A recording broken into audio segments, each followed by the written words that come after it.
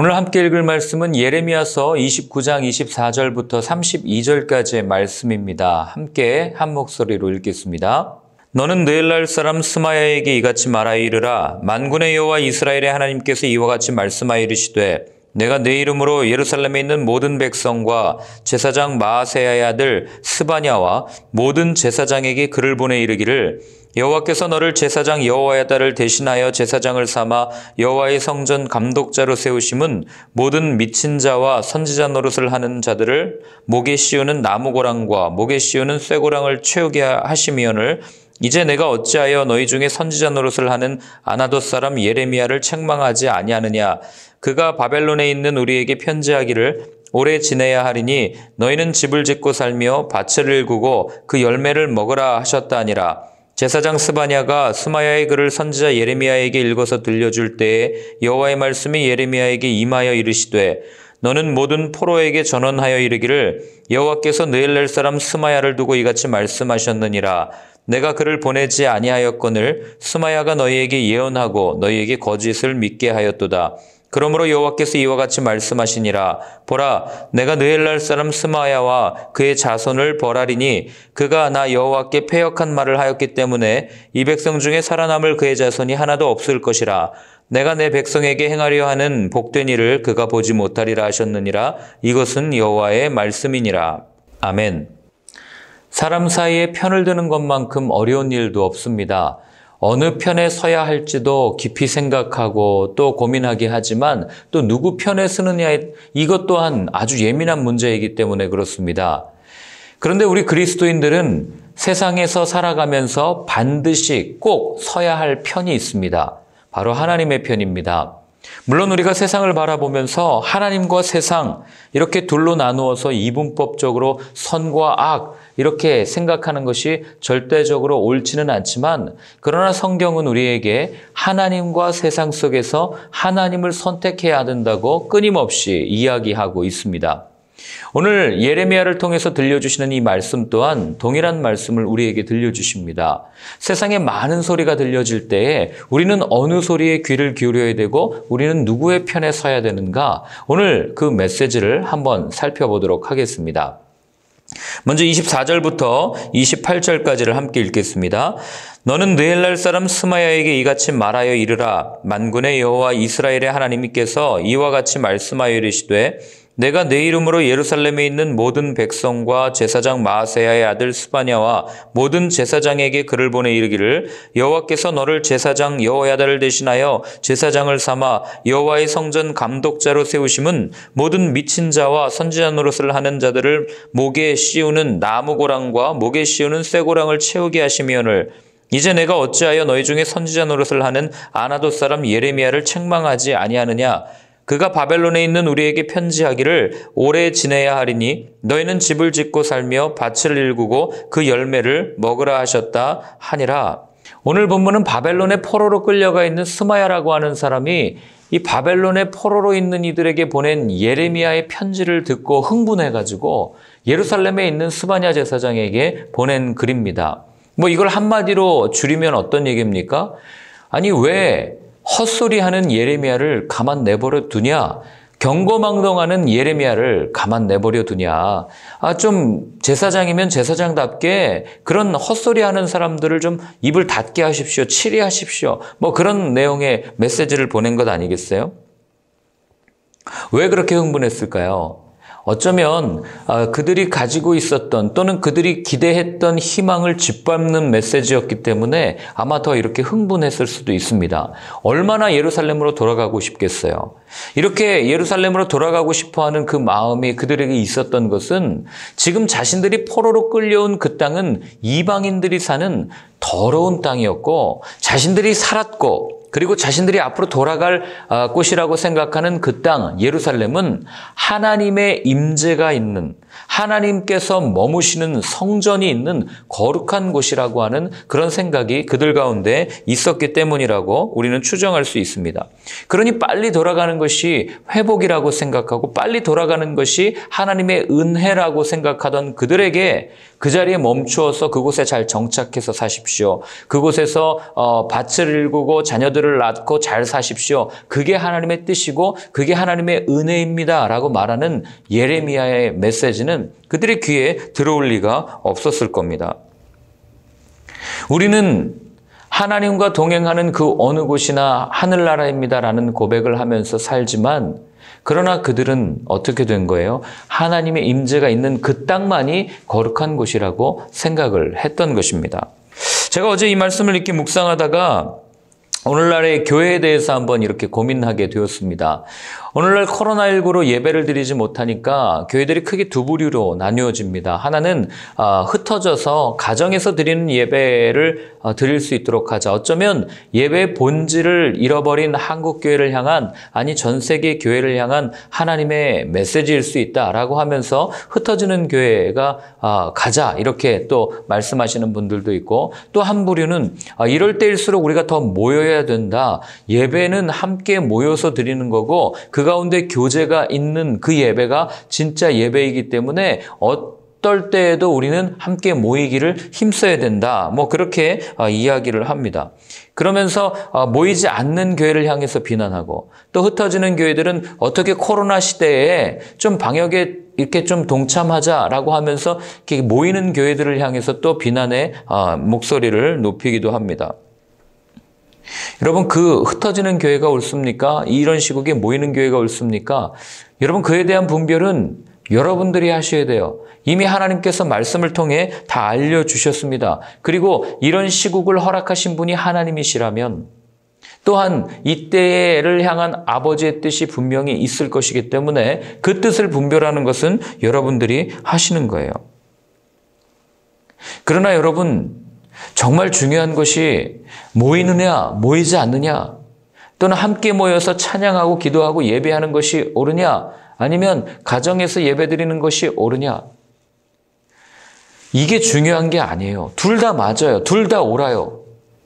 그럼 무엇이 더 중요합니까? 모이냐 모이지 않느냐가 중요한 것이 아니라 우리가 정말 하나님의 뜻을 따라야 되는가 하나님의 뜻대로 살고 있는가 살고 있지 않은가 이게 더 중요하다고 하는 거죠.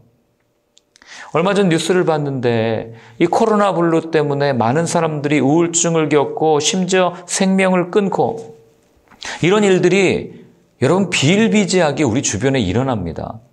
밖에 나가지 못하니까 늘 마스크를 쓰고 생활하니까 답답하고 거기서 오는 여러 가지 심적 불안함, 경제적 어려움 이런 일들로 어려움을 겪는 사람들이 얼마나 많은데 여러분 우리는 우리끼리 모여서 예배드리는 것이 더 중요하다고 이야기하는 어쩌면 하나님께서 돌보라고 우리 주위에 붙여주신 그 사람들을 외면하면서 우리의 종교적 만족을 위해서만 예배하고 있는 것은 아닌지 그러니까 우리가 늘 토론하고 우리가 늘 논의하는 것은 어떻게 예배를 드릴 거냐 어떤 모습으로 예배를 드릴 거냐 아니라는 거죠. 정말 이때를 향한 하나님의 뜻은 무엇일까?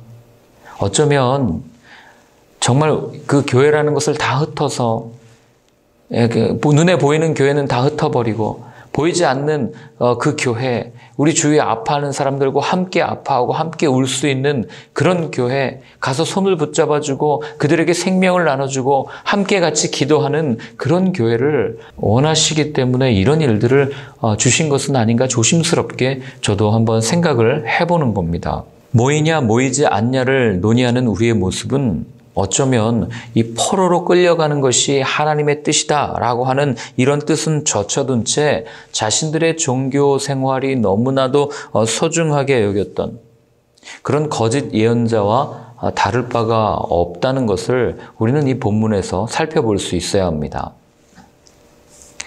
오늘 스마야가 또한 자신의 이름으로 편지를 하는 그런 모습을 보여주잖아요. 내가 내게 이렇게 표현하고 있는데 결국 그의 중심이 어디에 있는지를 보여주는 단적인 예라는 거죠.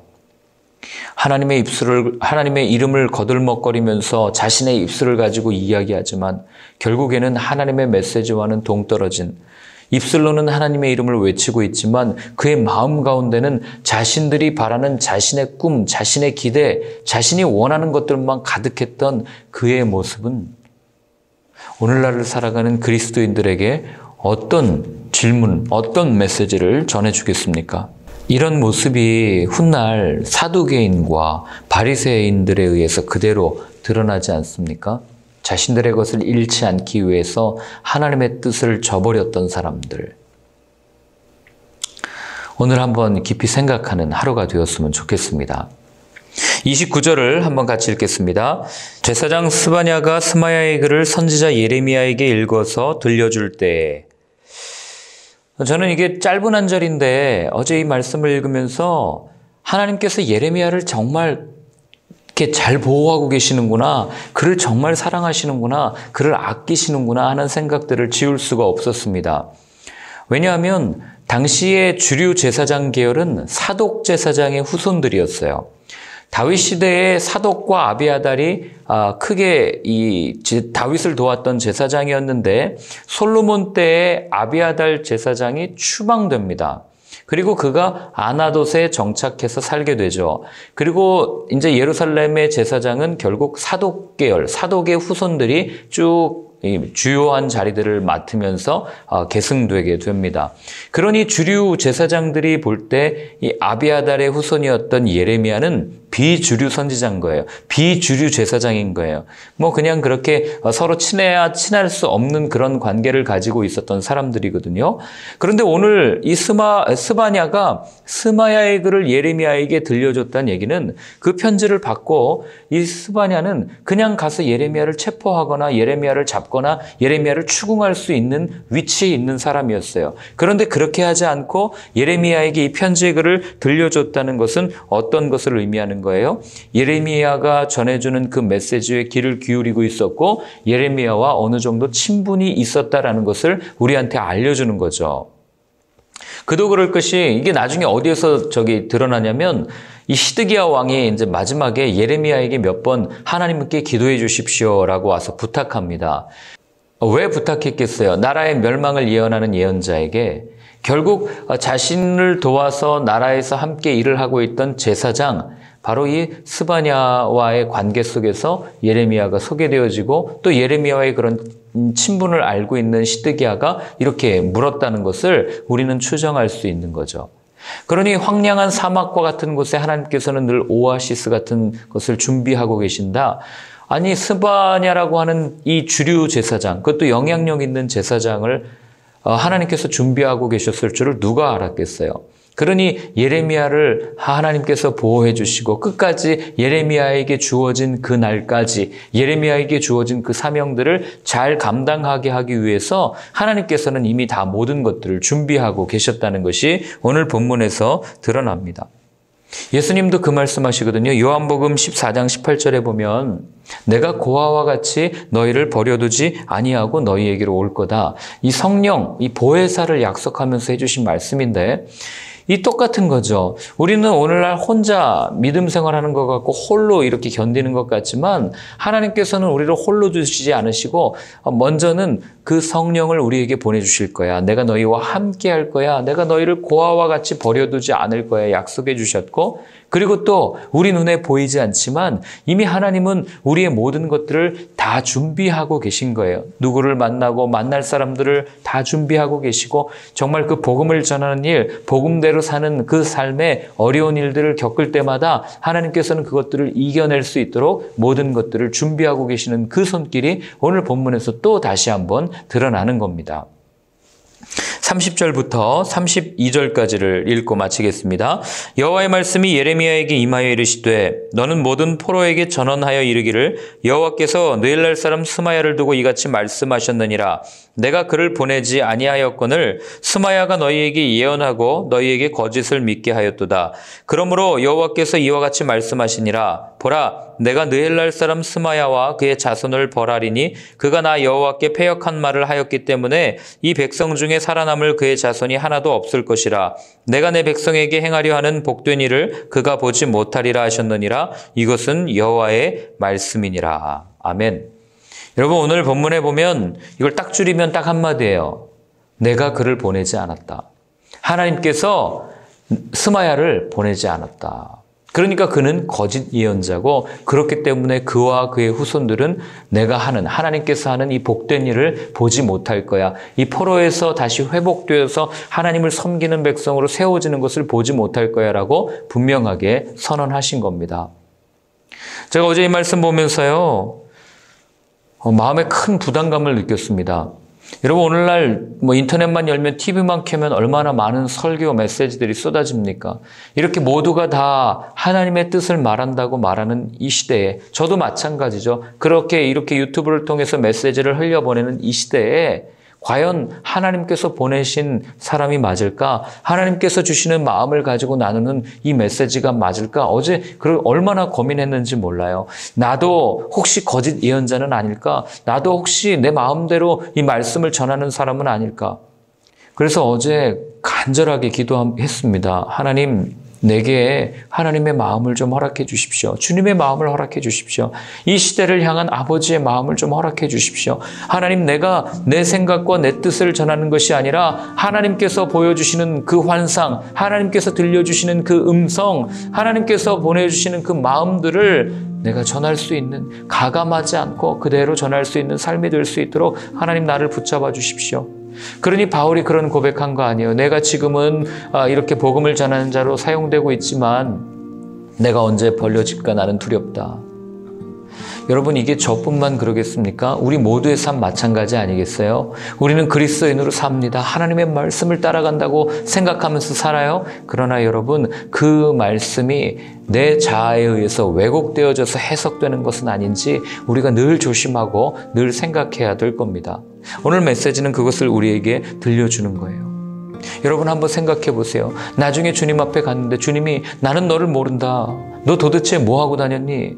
그때 제가 얘기하는 거죠. 아니, 나는 일평생 주의 말씀을 전했고 주의 복음을 전했고 생명을 살리기 위해서 이렇게 부단히 노력하다 왔는데요. 너의 행동은 나의 뜻과 달랐다. 이 말 들으면 여러분 얼마나 당황스럽겠어요. 이 생각을 하는데 온몸에 털이 그냥 쭈뼛 서는 거죠. 바라기는 저나 여러분이나 모두가 다 하나님의 말씀 안에서, 그래서 하나님의 말씀을 늘 묵상해야 되고 가까이 해야 되고 잘 분별해야 되는 이유가 여기에 있는 거죠. 오늘 하루도 우리에게 주어진 이 말씀을 통해서 정말 이 말씀을 통해 주시는 그 하나님의 뜻을 잘 분별하여서 하나님의 마음을 시원하게 해드리는 여러분들의 삶이 되었으면 좋겠습니다. 함께 같이 기도하겠습니다. 하나님 아버지, 오늘도 우리에게, 우리의 귀에 또 하나님의 말씀을 들려주셔서 참 감사합니다.